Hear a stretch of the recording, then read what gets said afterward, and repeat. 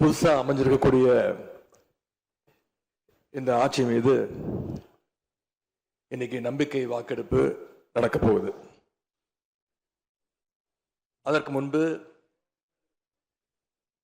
வாக்கு எண்ணிக்கை தொடங்கி கடந்த 10 நாட்களாக இன்னைக்கு வரைக்கும் இந்த ஆட்சியில் ஒவ்வொரு நாளும் என்னென்ன நடந்திருக்குங்கிறத எதிர்க்கட்சியாக சில விமர்சனங்களோடு இங்க வைக்க நான் விரும்புகிறேன். முதல்ல தமிழக வெற்றி கழகம் ஆட்சி அமைக்கணும்னு பெரும்பான்மையான மக்கள் உங்களுக்கு வாக்களிக்கவில்லை.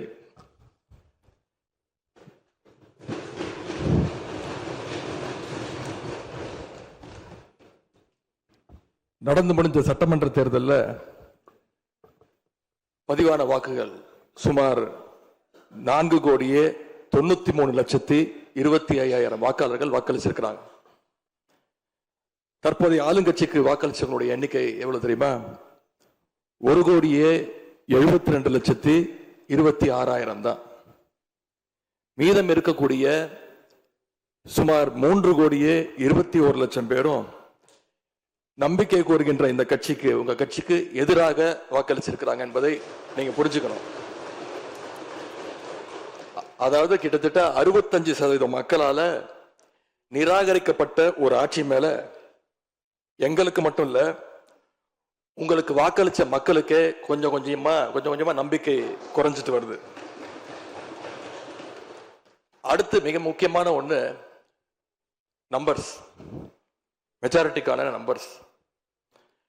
நம்முடைய சட்டமன்றம் 234 உறுப்பினர்களை கொண்டது. மேஜிக்கல் நம்பர்னு சொல்லுவாங்க. 118 உறுப்பினர்களை கொண்ட ஒரு கட்சியோ ஒரு கூட்டணியோ தான் ஆட்சிக்கு வர முடியும். இப்ப நம்பிக்கை கோருகின்ற இந்த கட்சிக்கு, உங்க கட்சிக்கு அந்த நம்பர்ஸ் இருக்கான்னு கேட்டா இல்ல. 108 இடங்கள் தான் இருக்கு. அதுவும் அந்த கட்சியினுடைய தலைவர் மாண்புமிகு முதலமைச்சர் அவர்கள் தன்னுடைய வெற்றி குறித்த நம்பிக்கை இல்லாத காரணத்தினால 2 இடங்கள்ல போட்டி போட்டு அதுல ஒரு இடத்த இன்னைக்கு ராஜினாமாவும் செஞ்சிருக்கிறார். இன்னும் அந்த தொகுதி மக்களை சந்திச்சு, நேரில் சந்திச்சோ இல்ல ஒரு அறிக்கை மூலமாகவோ ஒரு நன்றியை கூட இன்னும் தெரிவிக்கல. அது மட்டும் இல்ல, நேத்து உயர்நீதிமன்றம் அளிச்ச தீர்ப்புல ஆளுங்கட்சியை சேர்ந்த திருப்பத்தூர் சட்டமன்ற தொகுதியினுடைய மாண்புமிகு உறுப்பினர் வாக்கெடுப்புல கலந்து கொள்ள கூடாதுன்னு நீதிமன்றத்தில் சொல்லியிருக்கிறாங்க. அதனால இப்ப ஆளுங்கட்சிக்கு வெறும் 106 இடங்கள் தான் இருக்கு. ஆனாலும் தேர்தல்ல தனக்கு எதிராக எங்க தலைவர் அமைச்ச கூட்டணியில போட்டியிட்ட கட்சிகளை எல்லாம் இன்னைக்கு சேர்த்துக்கிட்டு பெரும்பான்மைக்கான கடிதத்தை ஆளுநருக்கு கொடுத்து இன்னைக்கு இந்த ஆட்சி அமைக்கப்பட்டிருக்கு. இந்த ஆட்சிக்கு இன்னைக்கு ஆதரவு தெரிவிச்சிருக்கக்கூடிய இந்திய கம்யூனிஸ்ட் கட்சி, மார்க்சிஸ்ட் கம்யூனிஸ்ட் கட்சி, இந்திய யூனியன் முஸ்லீம் லீக், விடுதலை சிறுத்தைகள் கட்சிகளை சேர்ந்த மதிப்பிற்குரிய தலைவர்கள் எல்லாம் சொன்ன காரணம், இந்த ஆட்சியை நாங்க சப்போர்ட் பண்றோம் அப்படின்னு அவங்க சொன்ன காரணம், குடியரசுத் தலைவர் ஆட்சி அமைஞ்சிடக்கூடாது என்ற எண்ணத்துல உங்களுக்கு வெளியில இருந்து ஆதரவு தரோம் அப்படின்னு தெளிவா சொல்லியிருக்கிறாங்க. அதே நேரத்தில் இன்னொன்னு சொன்னாங்க, இப்பவும் அவங்க எங்க தலைவர் தலைமையிலான திராவிட முன்னேற்ற கழக கூட்டணியில தான் தொடருவோம்னு சொல்லியிருக்கிறாங்க. உங்களுக்கு ஆதரவு கொடுக்கும் போது அவங்க சொன்ன இன்னொரு காரணமும் இருக்கு, அதையும் நம்ம ஞாபகம் வச்சுக்கணும். மதச்சார்பற்ற ஆட்சி அமையணும்னு சொன்னாங்க. ஆனா இப்ப இங்க என்ன நடந்திருக்கு? உங்க கொள்கை எதிரின்னு சொன்ன பாஜக தலைமையிலான என்டிஏ கூட்டணியில போட்டியிட்ட ஒரு சட்டமன்ற உறுப்பினரை அந்த கட்சி தலைவருக்கே தெரியாம, அந்த கட்சி தலைவருக்கு தெரியாம திருட்டுத்தனமாக இந்த ஆட்சிக்கு ஆதரவு தர வச்சிருந்தீங்க. இப்ப நான் சொல்றது ரொம்ப டீசென்டான வெர்ஷன். அந்த திருட்டுத்தனமான வார்த்தையை மட்டும் நிக்கிறேன். அந்த கட்சி தலைவருக்கே தெரியாம இந்த ஆட்சிக்கு ஆதரவு தர வச்சீங்க. இப்ப நான் சொல்றதுலாம் ரொம்ப டீசென்டான வெர்ஷன். அந்த கட்சி தலைவர் உட்காருங்க உட்காருங்க. உங்களை சொல்ல உங்களை சொல்ல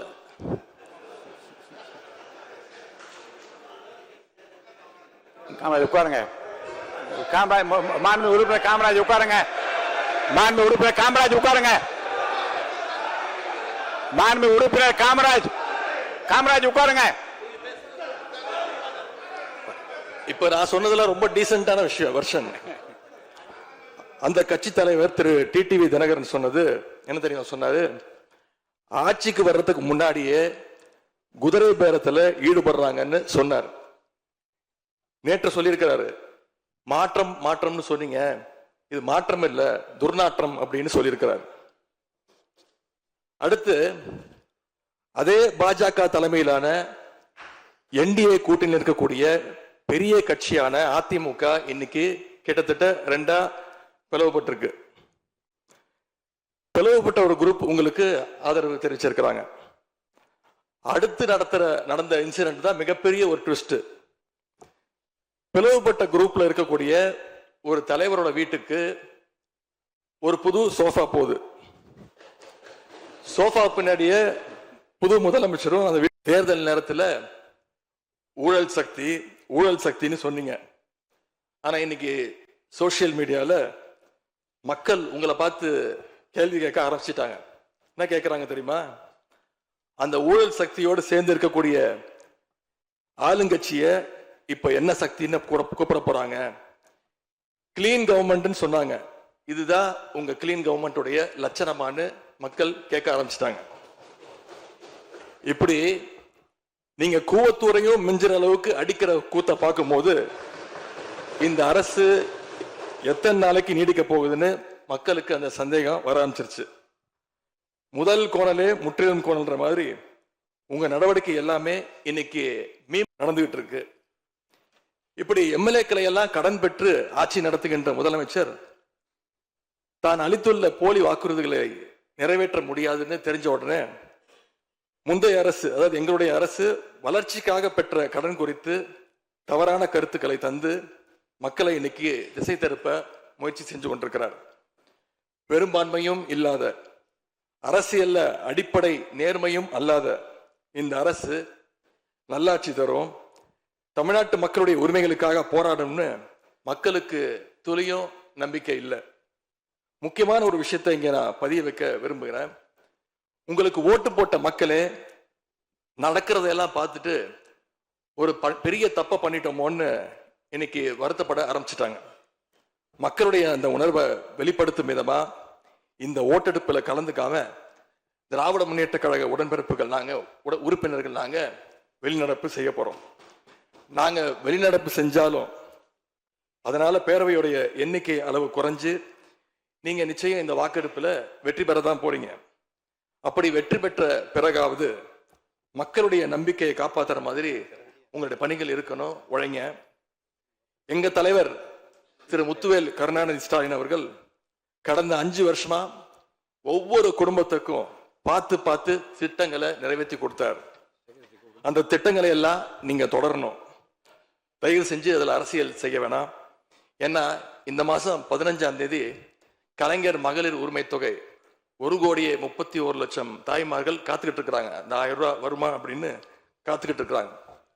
அதே மாதிரி புதுமை பெண் திட்டம், தமிழ் புதுவன் திட்டங்கள்ல காலேஜ் போற ஸ்டூடெண்ட்ஸ் அவங்களுக்கு வர மாசம் வர கல்வி ஊக்கத்தொகை 7ஆம் தேதி கொடுத்துருக்கணும், இது வரைக்கும் வரல, அவங்களும் காத்துக்கிட்டு இருக்கிறாங்க. இப்ப ஸ்கூல் இல்லைனாலும் ஜூன் 2ஆம் தேதி ஸ்கூல்ல ரீஓபன் பண்ண போறாங்க. அப்ப காலை உணவு திட்டத்துக்காக பள்ளி மாணவர்கள்லாம் காத்துக்கிட்டு இருக்கிறாங்க. இப்படி பல்வேறு திட்டங்கள் இருக்கு. நான் முதல்வன் திட்டம், தாய் மாணவர், அன்பு கரங்கள்னு பல்வேறு திட்டங்களுடைய பயனாளிகள்லாம் ஆவலோடு காத்துக்கிட்டு இருக்காங்க. இந்த அரசு என்ன செய்ய போகுதுன்னு காத்துக்கிட்டு இருக்கிறாங்க. அதனால நான் உங்ககிட்ட கேட்டுக்கொள்றது, மாண்புமிகு முதலமைச்சர் அவர்கள் பதவியேற்றதும் தன்னுடைய முதல் உரையில அவகாசம் வேணும்னு கேட்டீங்க. நிச்சயம் அவகாசம் எடுத்துக்கோங்க. ஆனா காத்துக்கிட்டு இருக்க அத்தனை பேரையும் ரொம்ப காலம் காக்க வச்சிடாதீங்க. அது மட்டும் இல்ல, தேர்தலுக்கு முன்னாடி பல கவர்ச்சியான வாக்குறுதிகளையும் நீங்க கொடுத்திருக்கிறீங்க. மக்கள் அதுவும் ஞாபகம் வச்சிருக்கிறாங்க.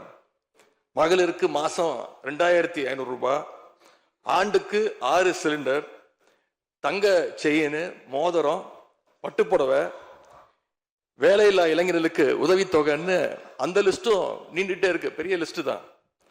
அதுல ஒரு சில வாக்குறுதிகளாவது முதல் கையெழுத்துல நீங்க நிறைவேற்றுவீங்கன்னு மக்கள் எதிர்பார்த்தாங்க. நீங்க வாக்குறுதிகளை சொல்லும் போது நடைமுறைக்கு சாத்தியமானதை மட்டும்தான் சொல்றேன்னு எல்லா கூட்டத்திலையும் திரும்ப திரும்ப சொல்லியிருக்கிறீங்க. எனவே அதை விரைந்து செஞ்சு காட்டுங்க. இந்த நேரத்தில் எங்க திராவிட மாடல் ஆட்சியை பத்தி நான் ஒன்னே ஒன்று மட்டும் குறிப்பிட விரும்புறேன். நாங்க ஆட்சிக்கு வரும்போது 2021 கடுமையான கோவிட் பெருந்தொற்று காலம், செகண்ட் வேவ். அப்போ மாநிலத்துடைய பொருளாதார வளர்ச்சி எவ்வளவு தெரியுமா? வெறும் 0.7%. அந்த நிலையிலையும் எங்க தலைவர், எங்க முதலமைச்சர் அப்போ முதல் கையெழுத்திலேயே மகளிருக்கு விடியல் பயண திட்டத்தை கொடுத்தார்.